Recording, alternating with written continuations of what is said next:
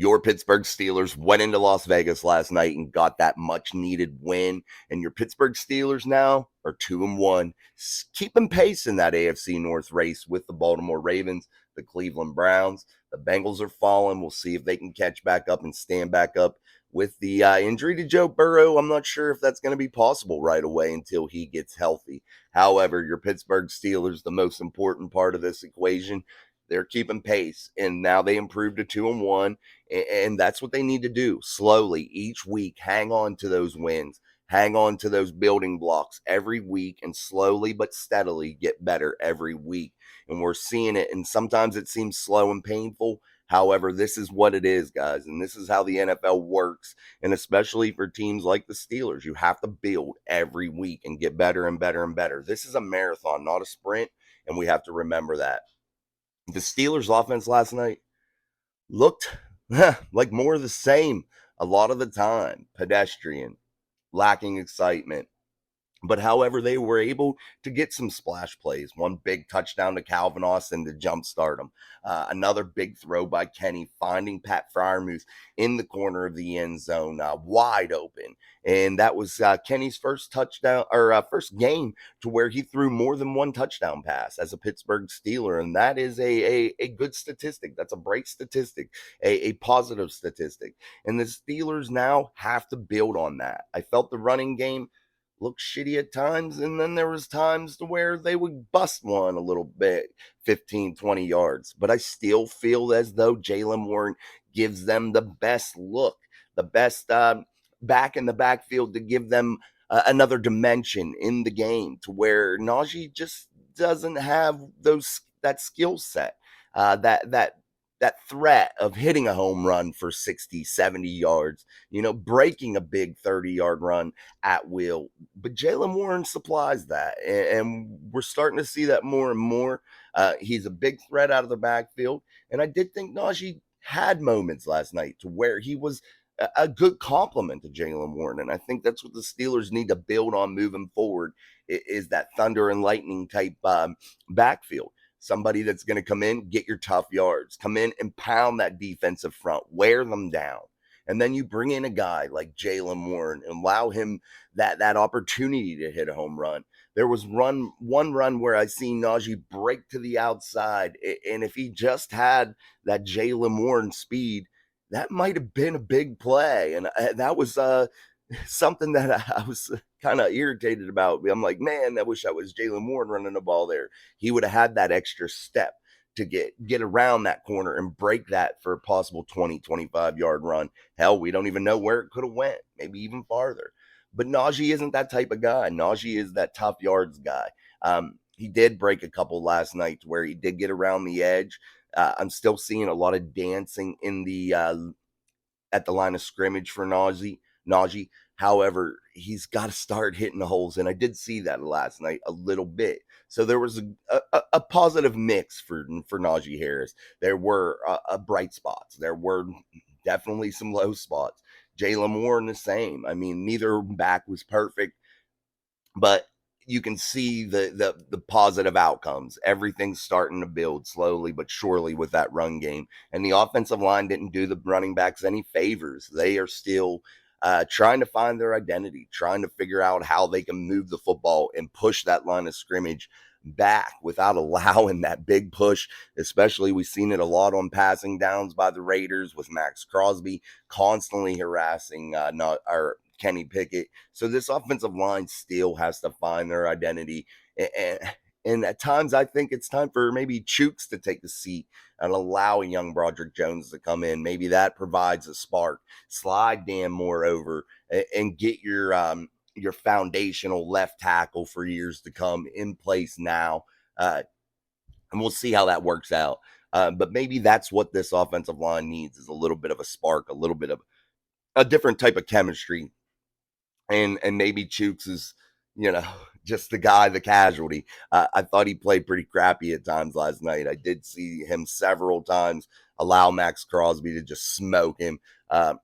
It just didn't look good at times for the offensive line as a whole. The Raiders were able to get that big push every time. Kenny was never really comfortable except for a few occasions to where he had time in the pocket. but for the majority of the night, he was harassed. He was pushed out of the pocket. He was never able to get comfortable and get through his progressions and deliver the football. Getting to Kenny still overthrowing people, not quite accurate enough. But you could see that he has definitely improved this week. He was able to throw a couple touchdown passes. He was able to hit Calvin Austin on a very deep ball, wide open guy. Uh, that was a good throw. That was a bomb. I know a lot of people say he has no arm and can't throw it, but that was a pretty big ball there. He threw it pretty deep, and that was a very big moment for Kenny.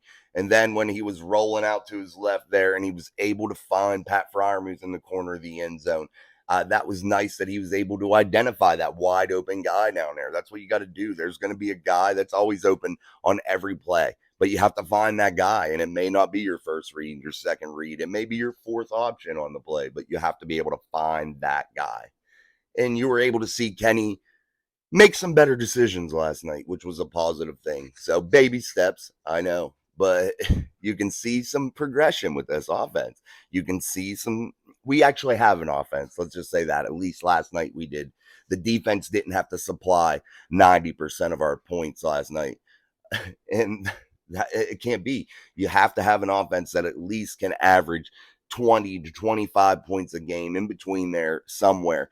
They have to fall in that area because the defense is going to help them. The defense will get its turnovers and score occasionally, but you can't count on that every week. So the offense has to be able to score 20 to 25 points a game on average to be any good. And if you're in the lower part of that average, 21, 22, you're going to be in a very difficult spot most of the time. You need to be in that 24, 25 average range to be consistent, in my opinion. So the Pittsburgh Steelers looked okay at times on offense. So we're going to say that it was a positive outcome for the night. And there was definitely bright spots and definite spots that the Steelers can build off of.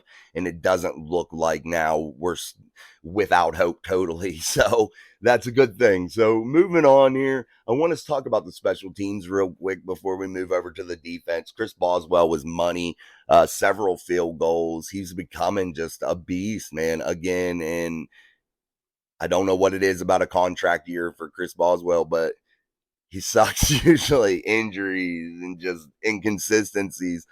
And then you see him come out in this season so far and just be money. I mean, piping it every time. Just perfect shots.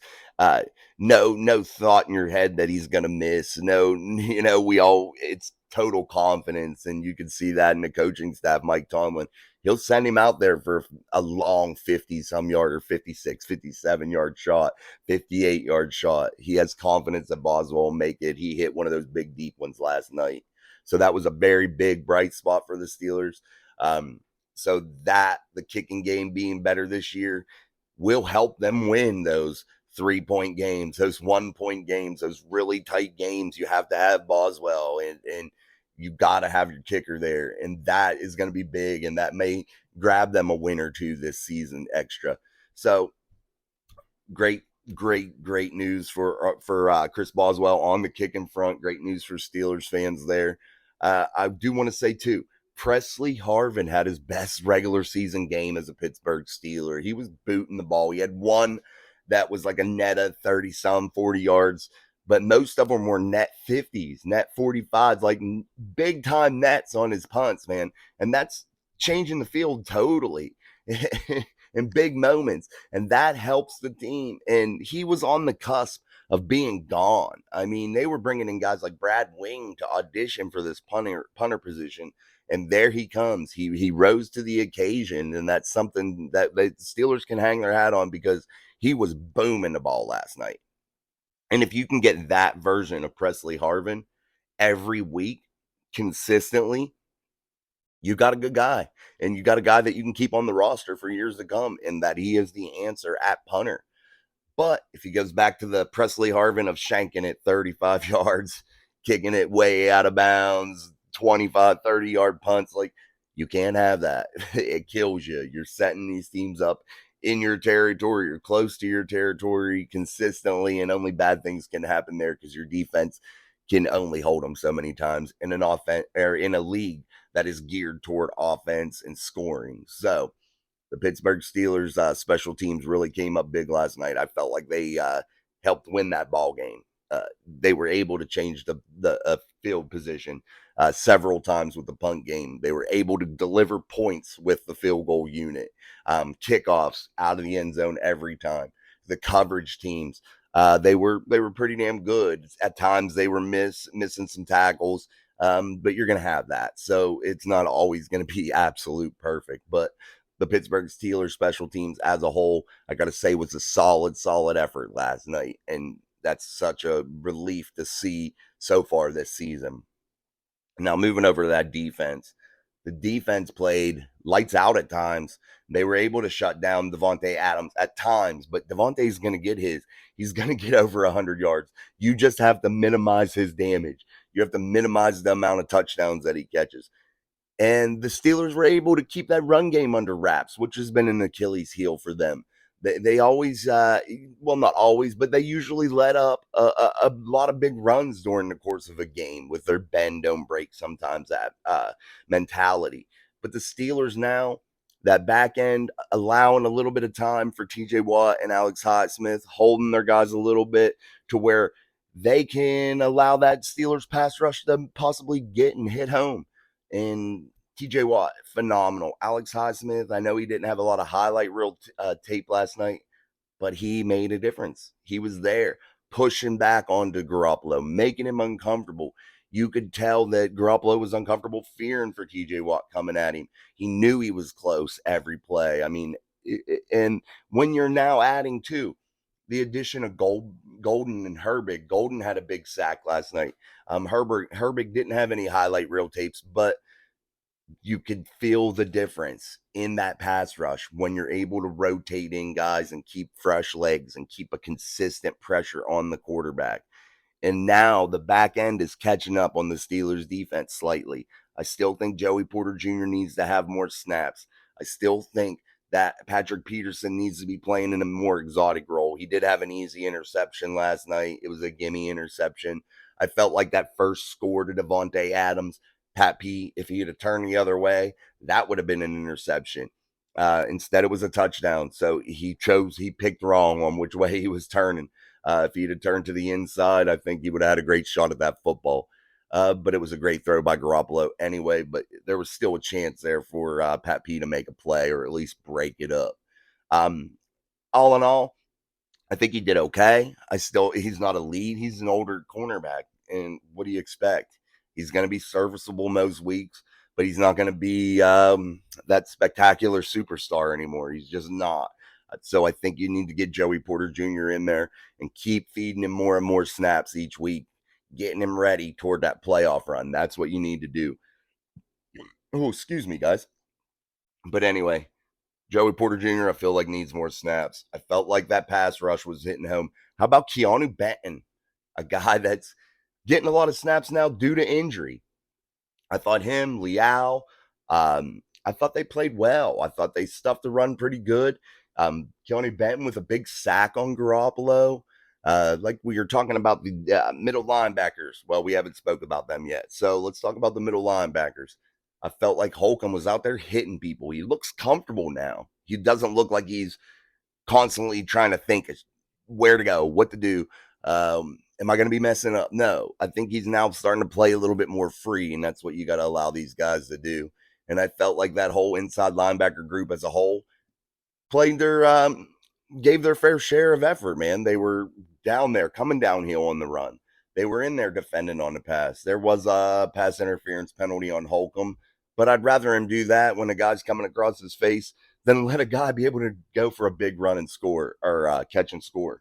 You've got to be able to sometimes eat those penalties. And that's exactly what he did. He just was like, man, this guy's smoking me. I'm just going to take the penalty, take the few yards they're going to get off the penalty, as opposed to a giant touchdown run or a big, huge gain. And I felt like that's just smart heads up football. So the middle linebackers, quality effort. Let's get back to that defensive backfield. Joey Porter Jr. needs more snaps, but as a whole, I felt like they played okay. They were getting torched up by Devontae Adams, but He's one of the best, and there ain't nothing you can really do about it but control him. So, the defensive backfield, you had Minka Fitzpatrick have that big sack, which was total bullshit. It wasn't an illegal hit. Everybody agreed that it wasn't.